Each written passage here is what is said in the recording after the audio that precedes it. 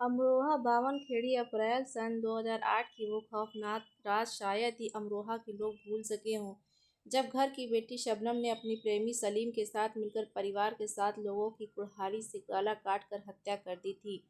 इसमें एक बच्चा भी था। हत्याकांड के दोनों दोषी इस वक्त जेल में बंद हैं और सजा काट रहे हैं।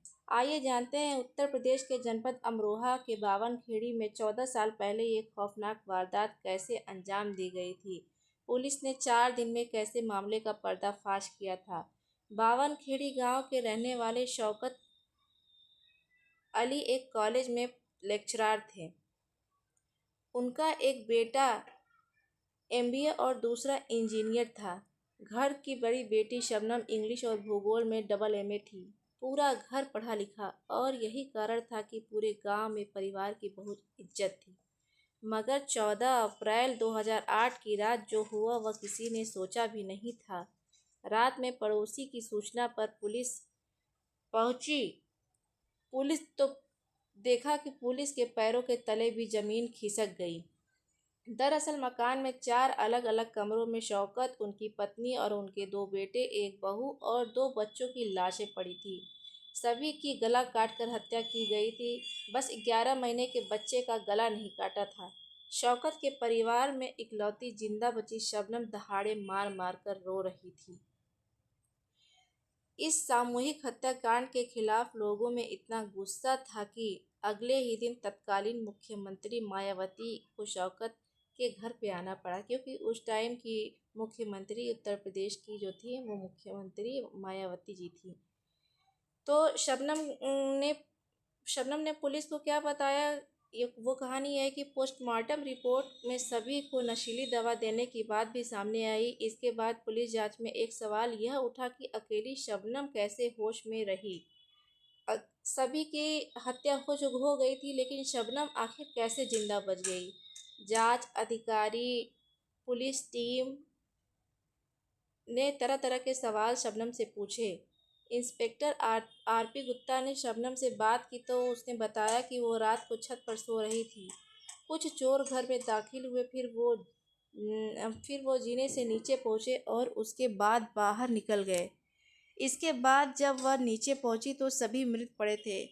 यह सब देखकर उसके होश उड़ गए और उसने शोर मचाना शुरू कर दिया, जिस पर पड़ोसी शबनम के घर पहुंचे।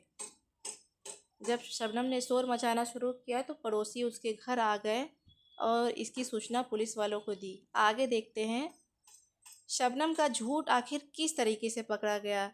उस रात बारिश नहीं हुई थी, ये शबनम का पहला झूठ था। अगर चोर दरवाजे से बाहर निकले तो कुंडी अंदर से बंद कैसे थी, ये शबनम का दूसरा झूठ था।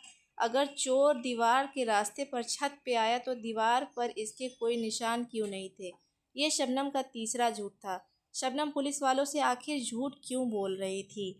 ये सब बातें बहुत सोचनी थी शबनम के बारे में लेकर के। सब लोग बहुत सोच रहा था, लेकिन कभी किसी ने कुछ खुल करके कहा नहीं। आखिर कैसे मालूम हुआ। पुलिस जांच में यह बात साफ हो गई कि शबनम के गांव के सलीम से अच्छे संबंध थे।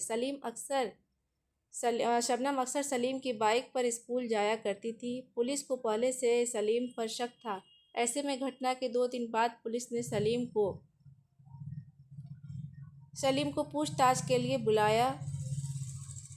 सख्ती से पूछताछ करने पर सलीम टूट गया और उसने पूरी कहानी बता दी।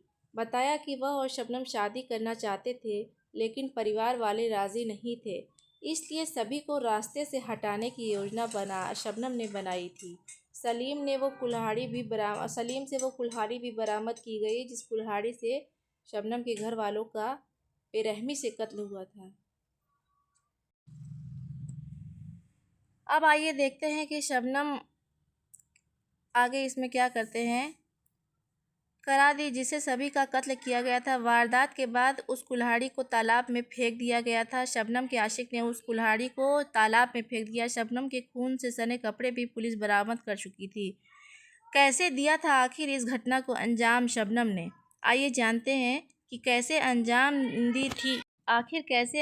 दी थी इस वारदात को शबनम ने। अपने आशिक के साथ मिल कर के। आइए जानते हैं। शबनम ने उस खौफनाक रात के बारे में की पूरी तैयारी कर ली थी। रात के खाने में उसने खीर बनाई थी जिसमें उसने बेहोशी की दवा मिलाई थी। जब सभी लोग खीर खाकर बेहोश हो गए तब शबनम ने फ़ोन करके सलीम को बुला लिया। सलीम ने सभी 6 लोगों को कुल्हाड़ी से मार करके कत्ल कर दिया, कुल्हाड़ी से काट दिया और फिर उसे तालाब में फेंकने के लिए निकल गया कुल्हाड़ी को। बाद में शबनम ने अपने 11 माह के भतीजे का खुद गला घोट करके उसकी हत्या कर दी। तो इस कहानी से, इस वारदात से को सुनाने का मेरा ये मकसद नहीं है कि किसी का दिल दुखे। इसका सिर्फ और सिर्फ एक मकसद है कि लोग जागरूक हो और प्रेम में, प्यार में पड़ करके अपने किसी रिश्ते को नज़रअंदाज ना करें, समझदारी से काम लें।